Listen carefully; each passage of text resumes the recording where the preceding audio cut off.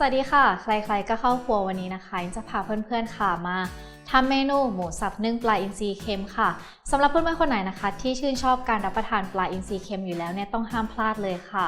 รับรองว่าอร่อยเด็ดแน่นอนแต่ว่าก่อนอื่นเดี๋ยวเราไปดูส่วนผสมกันก่อนค่ะว่าเราต้องใช้อะไรบ้างส่วนผสมของเมนูหมูสับนึ่งปลาอินทรีเค็มเนื้อสันคอหมูสับปลาอินทรีเค็มไข่ไก่หอมแดงซอยกระเทียมสับพริกไทยป่นน้ำเปล่าและผักชีใช้สำหรับตกแต่งค่ะส่วนผสมครบแล้วเดี๋ยวเราไปลงมือทำกันเลยค่ะ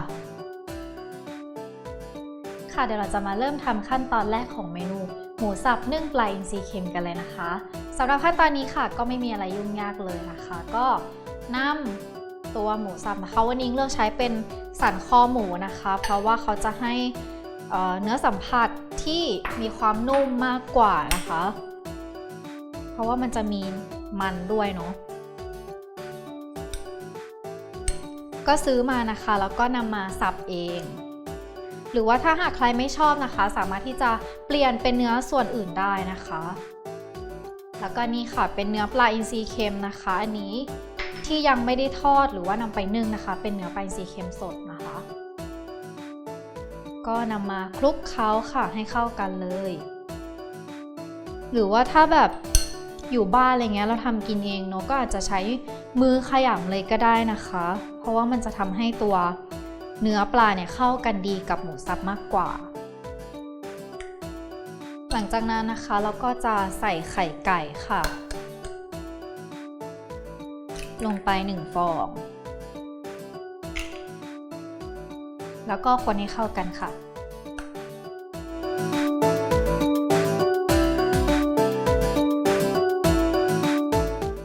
แล้วตอนนี้นะคะอิงก็คนจนเนื้อปลาไข่ไก่แล้วก็เนื้อหมูของเรานะคะเข้ากันดีแล้วนะคะหลังจากนั้นค่ะเราก็จะใส่หอมแดงนะคะซอยลงไปกระเทียมนะคะแล้วก็พริกไทยค่ะเล็กน้อยแล้วเราก็จะคนให้เข้ากันอีกครั้งหนึ่งค่ะ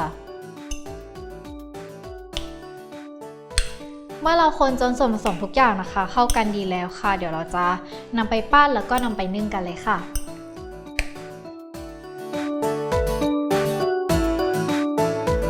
แล้วก็มาถึงขั้นตอนของการปั้นกันแล้วนะคะอันนี้ก็จะเป็นส่วนผสมที่เราเคล้ากันเรียบร้อยเข้ากันดีแล้วนะคะเราก็จะมาปั้นเลยอันนี้มันจะเหนียวมากเลยนะคะก็ถ้าเป็นไปได้เนี่ยล้างมือให้สะอาดนะคะแล้วก็ใช้มือเปล่าๆของเราในปั้นเลยนะเพราะว่าถ้าหากบางครั้งเราใส่ถุงมือเนี่ย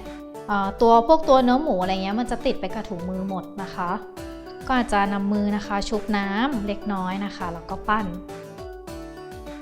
จะปั้นเป็นก้อนกลมก้อนแบนอะไรก็แล้วแต่ตามใจชอบเลยนะคะก็จะได้แบบนี้นะคะแล้วเราก็นำใส่จานหรือว่าถ้วยนะคะที่สามารถที่จะทนความร้อนได้นะคะเพื่อที่จะนำไปนึ่งค่ะ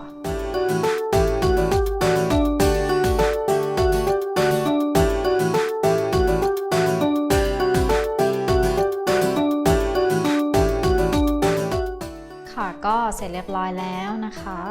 เดี๋ยวอิงก็จะนำนะคะหมูของเรานะคะไปนึ่งค่ะจะใช้เวลานึ่งประมาณ10นาทีนะคะหรือว่าจนกว่าตัวหมูสับแล้วก็ปลาอินทรีเค็มของเราจะสุกค่ะเดี๋ยวกลับมาดูกันค่ะแล้วตอนนี้นะคะเดี๋ยวเราก็จะนำมาขึ้นซึ่งนึ่งกันเลยนะคะตอนนี้น้ำเดือดเรียบร้อยแล้วชุบแล้วก็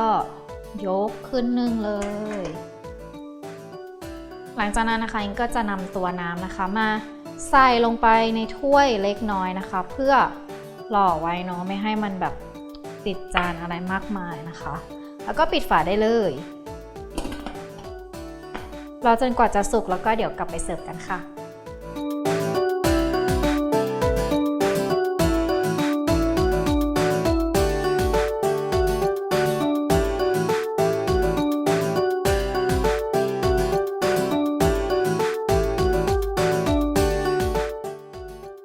ค่ะเสร็จเรียบร้อยแล้วนะคะและนี่นะคะก็คือหน้าตาของเมนูหมูสับนึ่งปลาอินทรีเค็มค่ะหน้าตาน่ารับประทานมากๆเลยนะคะถ้าได้ข้าวสวยร้อนๆสักจานหนึ่งเนี่ยรับรองว่าฟินแน่นอนค่ะสามารถติดตามชมสูตรแล้วก็วิธีการทำอย่างละเอียดได้ที่เว็บไซต์ของเราค่ะ foodtravel.tv วันนี้ต้องขอตัวลาไปก่อนสวัสดีค่ะ